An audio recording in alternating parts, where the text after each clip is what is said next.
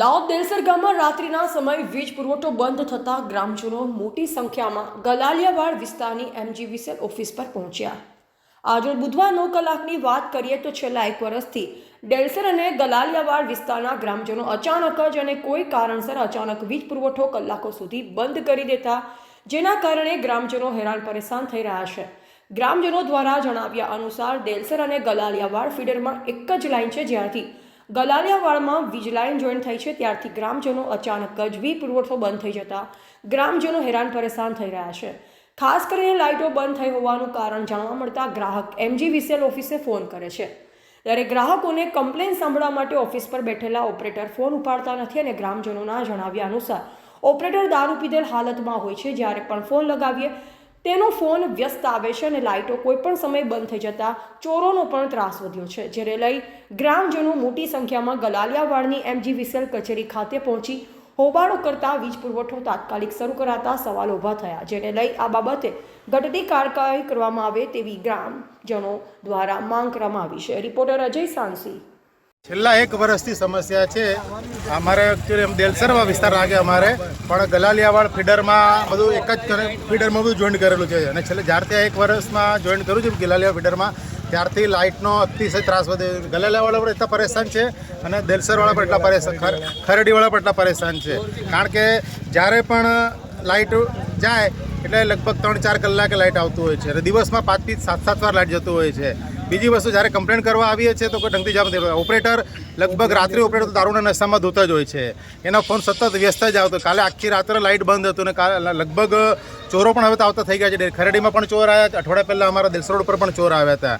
આ લોકોને કોઈ પણ પ્રકારની જવાબદારીનું ભાન નથી। અધિકારીઓ ચૂપચાપ ઉપર બેઠા હોય તમાશો જોયા કરે છે। અધિકારીઓ ચૌધરી સાહેબને મેં 8 થી 10 વાર કોલ કર્યા છે છેલ્લા 1 વર્ષમાં, આજે પણ 8 કોલ કર્યા પણ એક પણ કોલનો જવાબ પણ નથી આપ્યો, કોઈ ફીડબેક નથી આપ્યું। વોટ્સઅપ મેસેજ પણ એમને કર્યા છે વારંવાર, પણ આજ તક એમને એમની જવાબદારી નિભાવી જ નથી અને ખબર નહીં મનસ્વી પણ વહીવટ ચાલો છે। પેલો અંદર નગરીને ગંડુ રાજા જેવું શાસન થઈ ગયું છે અહીંયા આગળ। અત્યારે શું માંગ છે તમારી? હવે માંગ એક જ છે કે રેગ્યુલર લાઇટ થવી જોઈએ। બિલકુલ અનાડી જેવા ગાંડા જેવા સમજી રહ્યા છે અહીંયા ગાડી। બિલકુલ ગામડામાં કેવું પહેલાં તો ગામડામાં સારી લાઇટ છે ને અમારા સિટી વિસ્તાર જેવા દેલસર વિસ્તારમાં આજે અંધારપટ ભોગવી રહ્યા છે છેલ્લા 1 વર્ષથી એમ, અને ફ્લક્ચ્યુએશનલ લાઇટનું લોકોના નુકસાન થાય છે। બીજી વસ્તુ, સૌથી મોટો પ્રશ્ન કે લોકડાઉન પછી ઘણા બધા લોકો બેરોજગાર થઈ ગયા, ધંધા રોજગાર બધા લોકો વર્ક ટુ હોમ કરી રહ્યા છે અત્યારે, તો આ લોકોના લાઇટના ધ્યાનની રીતે ઘરેથી કામ પણ નથી કરી શકતા। જે ઓનલાઈન ડેટા એન્ટ્રી કરતા હોય, કંઈ પણ કામ કરી શકતા, એ લોકોના કામ પણ દિવસ આ લોકોના ધંધાની રીતે બંધ થઈ રહ્યા છે। એના કારણે પર આર્થિક નુકસાન પણ વેઠવું પડે છે અને પ્લસ બિલ તો આ લોકોના એવા તગડા આવતા હોય છે તો માણસ બિચારો જેમ તેમ કરીને બિલ ભરી દે છે પોતાની આબરૂ સચાવવા કે ઘરનું લાઇટ નહીં જાય એના માટે, પણ જ્યારે આવી તેવી કોઈ પ્રોબ્લેમ આવે ત્યારે લે ભાગુ તંત્ર જેવી વાતો વાહિયાત વાતો હોય છે આ લોકોની।